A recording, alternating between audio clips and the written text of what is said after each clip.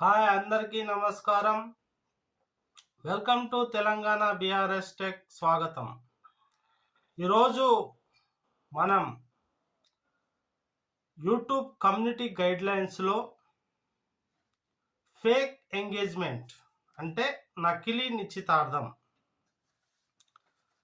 కొందరు వ్యక్తులు చాలామంది యూట్యూబ్లో మనకు ఈ ఫేక్ ఎంగేజ్మెంట్ అనేది ఉంటుంది. అంటే అబద్ధాలు చెప్పి మోసం చేయడం అన్నట్టు. ఇట్లా అబద్ధాలు చెప్పి మోసం చేస్తే వాళ్ళ ఛానల్ను తీసివేసి ఈమెయిల్ పంపి ఫస్ట్ ఒక ఈమెయిల్ పంపుతారు, తర్వాత ఛానల్ తీసేస్తారు. అంటే దీన్ని స్ట్రైక్ అంటారు అన్నట్టు. స్ట్రైక్స్ సమ్మె అనొచ్చు, స్ట్రైక్ అనొచ్చు. దాని గురించి పూర్తి వివరాల గురించి తెలుసుకుందాం. అయితే ఫస్ట్ యూట్యూబ్ సృష్టికర్తల యొక్క ఎవరైతే యూట్యూబ్ సృష్టికర్తలు ఉన్నారో వాళ్ళ యొక్క ఏమంటారంటే వాళ్ళ యొక్క భద్రతకు చాలా పెద్ద పీట వేస్తారు. ఫస్ట్ అంటే అధిక ప్రాధాన్యత ఇస్తుంది. యూట్యూబ్ యొక్క ప్రాధాన్యత ఏంటంటే వాళ్ళ భద్రతకు ప్రాధాన్యత ఇస్తుంది అన్నమాట. అయితే ఈ సృష్టికర్త వీక్షకులు మరియు భాగస్వాముల భద్రత అత్యధిక ప్రాధాన్యత ఉంటుంది. మరియు శక్తివంతమైన అనేక కమ్యూనిటీ రక్షించడంలో మనం యూట్యూబ్ వాళ్ళకి సాయం చేయడాలి. ప్రతి ఒక్కరి కోసం యూట్యూబ్ ఎదురు చూస్తుంది. ఏం ఎదురు చూస్తుంది అంటే మీరు యూట్యూబ్లో విజయం సాధించి మానిటైజేషన్ కావాలని. కానీ తప్పులు మీరు చేస్తే టర్మినేట్ చేసే అవకాశం అయితే ఉంటుంది. మరి వారు పోషిస్తున్నటువంటి పాత్రను కూడా మనం అర్థం చేసుకొని మసులుకోవాలంటే యూట్యూబ్లో ఎప్పుడు తప్పుడు సంకేతాలు కానీ తప్పుడు మాటలు కానీ చెప్పవద్దు. అంటే తప్పుడు అంటే అబద్ధాలు.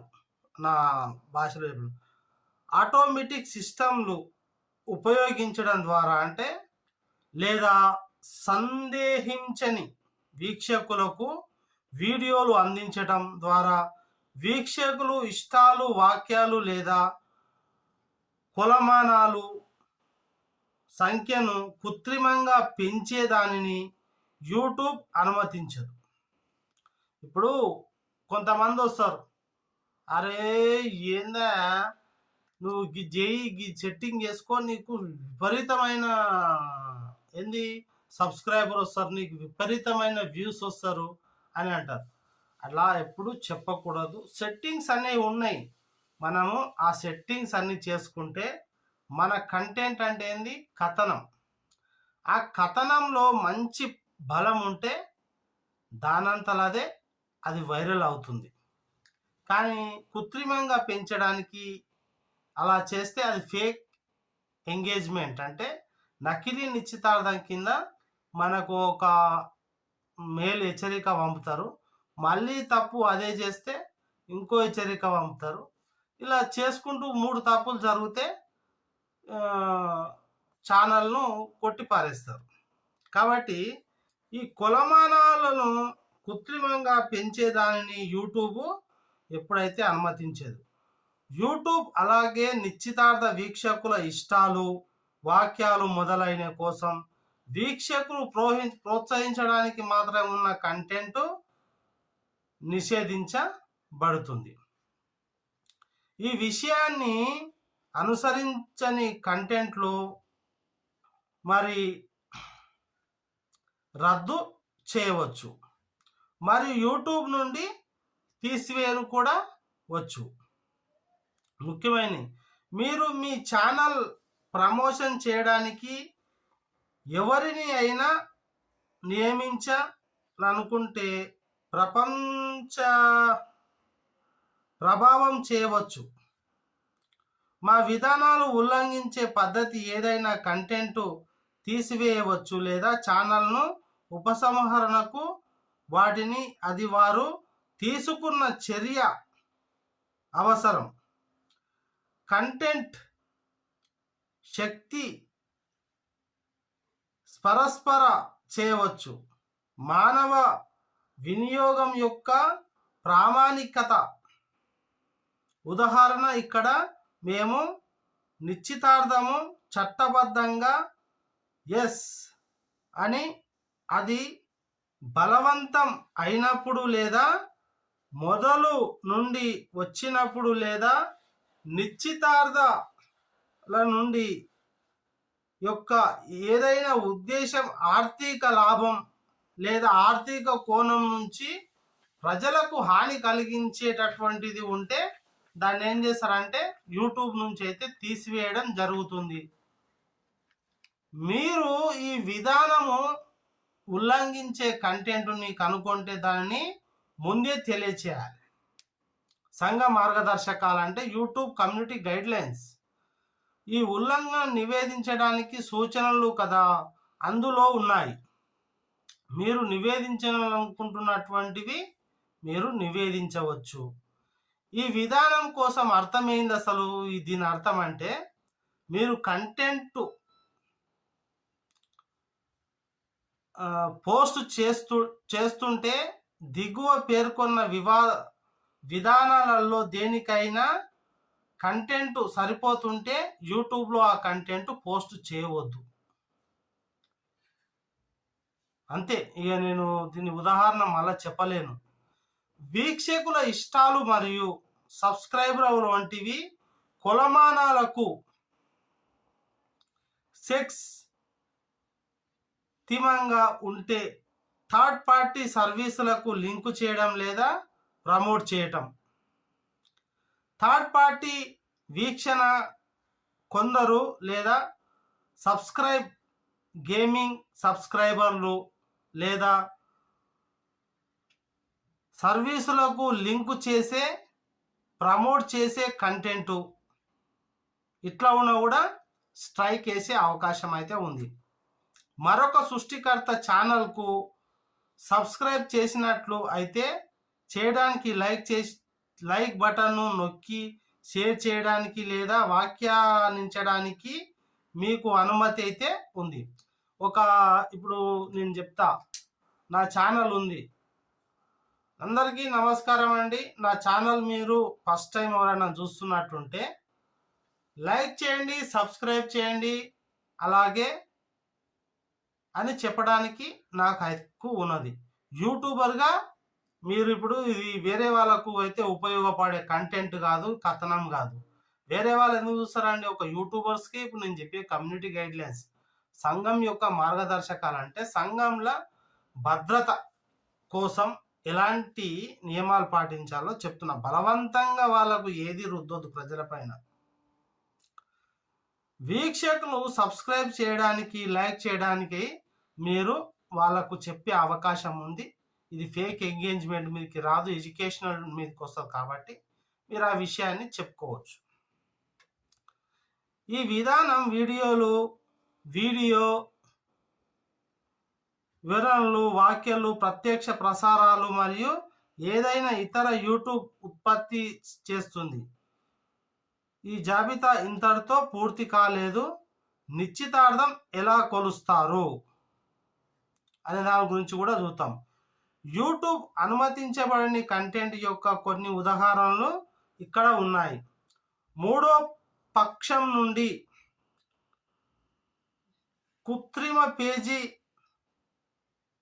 ట్రాఫిక్ను విజయవంతముగా కొనుగోలు చేసినట్లు సృష్టికర్త చూస్తే ఆ వీడియో డెస్టినేషన్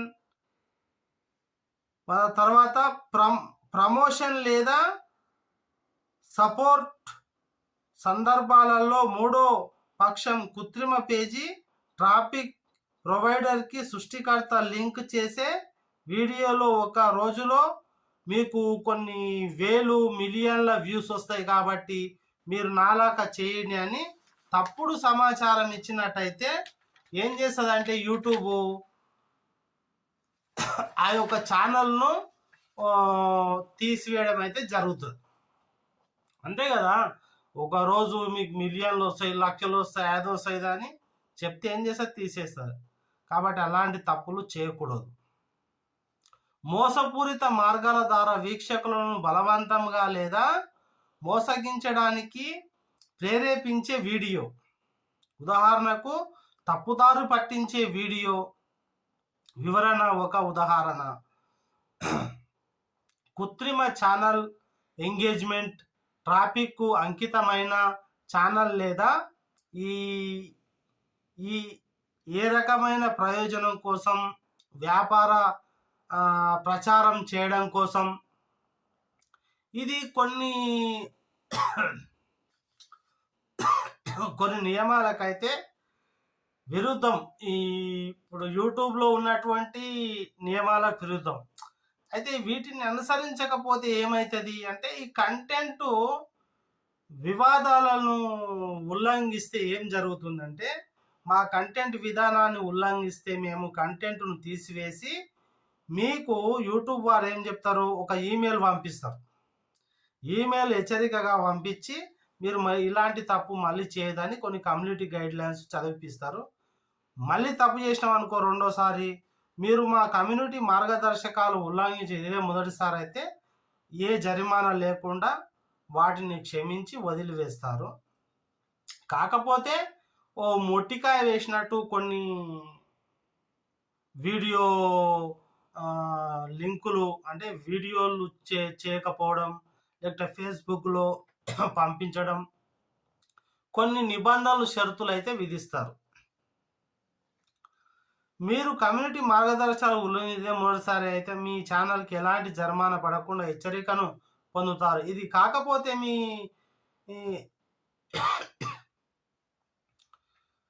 ఛానల్పై సమ్మెను హెచ్చరికను పొందుతారు. సంఘ మార్గదర్శకాలు లేదా నిబంధనలు పదే పదే ఉల్లంఘించి మేము మీ ఛానల్ లేదా భద్రత ఏదైతే ఉంటుందో తీవ్రమైనటువంటి దుర్వినియోగానికి గురైనప్పుడు ఆ ఛానల్ అనేటటువంటిది కూడా రద్దు చేయవచ్చు. కూడా ఖాతా గురించి మరింత తెలుసుకోవచ్చు. స్పామ్, యూట్యూబ్ వివాదాలు, స్పామ్, మోసపూరిత పద్ధతులు, ప్రతి నిరూపణ విధ్వంసం, బాహ్య లింకుల నిర్ధారణ, ఇట్లా చాలా రకాలైనటువంటి మనకు కమ్యూనిటీ గైడ్లైన్స్ ఉంటాయి. ఇవి చాలా ప్రమాదమయ్యా బాబు. యూట్యూబర్స్ అందరికి చెప్తున్నా, నా ఛానల్ సబ్స్క్రైబ్ చేసుకోండి. ఎందుకంటే యూట్యూబ్ కమ్యూనిటీ గైడ్లైన్స్ ఇది 3వ భాగం, పార్ట్ 3 ఇలా చేసింది. అన్ని పార్ట్స్ ఒక్కొక్క ఎక్కడెక్కడైతే మీకు ఛానల్కు వస్తాయో అన్ని పార్ట్స్గా విభజన చేసి నేను అలాగే ప్లేలిస్ట్ చేసిన. నా ప్లేలిస్ట్ ఇదే సైన్స్ అండ్ టెక్నాలజీ. మీరు ఆ యొక్క ప్లేలిస్ట్లో చూసుకుంటే ఈ కమ్యూనిటీ గైడ్లైన్స్ అన్నీ ఉంటాయి. ఇది పార్ట్ 3.